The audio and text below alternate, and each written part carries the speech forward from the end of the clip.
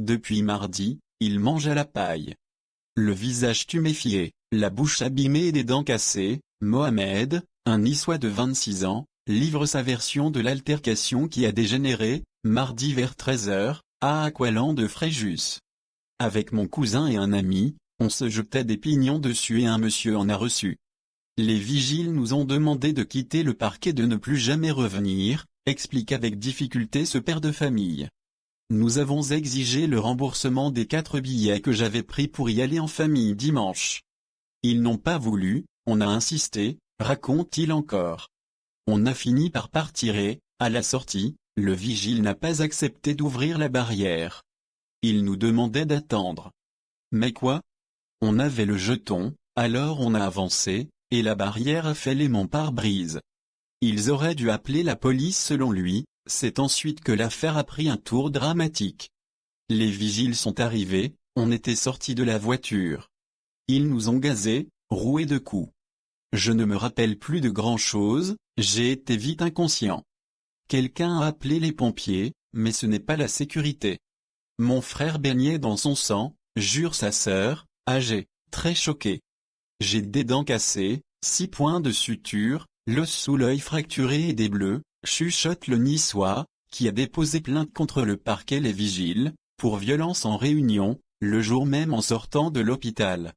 On devrait savoir par la police lundi pour l'ITT, je veux que les caméras soient regardées pour prouver mes dires, insiste Mohamed.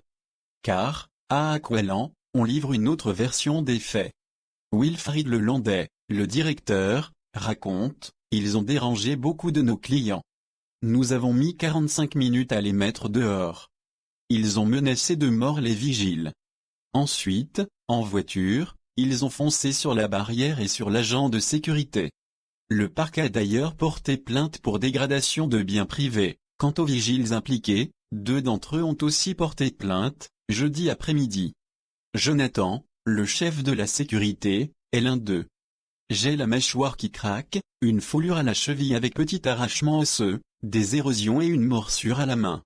Mon collègue a eu les yeux qui ont brûlé pendant 6 heures. Il a un problème à la cheville et au genou, affirme-t-il. Ils ont eu 8 jours d'ITT.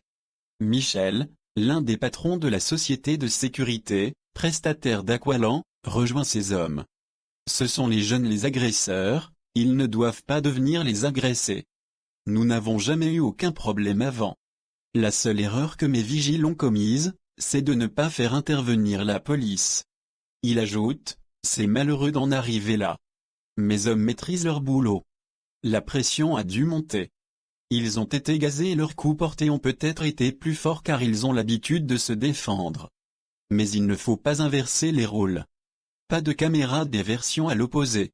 Et il sera difficile de démêler l'affaire, car il n'y a pas de caméra qui filme le lieu de la bagarre, révèle le directeur, Wilfried Lelandais. L'une des 160 employés d'Aqualand, qui a assisté à la scène depuis l'entrée, raconte, les jeunes voulaient être remboursés. Je ne sais pas ce qui s'est passé avant, mais ça n'avait pas l'air grave. Ils n'étaient pas excités et étaient corrects. Ils sont partis et la bagarre a éclaté, mais je ne l'ai pas vu. C'est décevant. Les vigiles sont sympas, mais je pense qu'ils sont allés trop loin, très loin.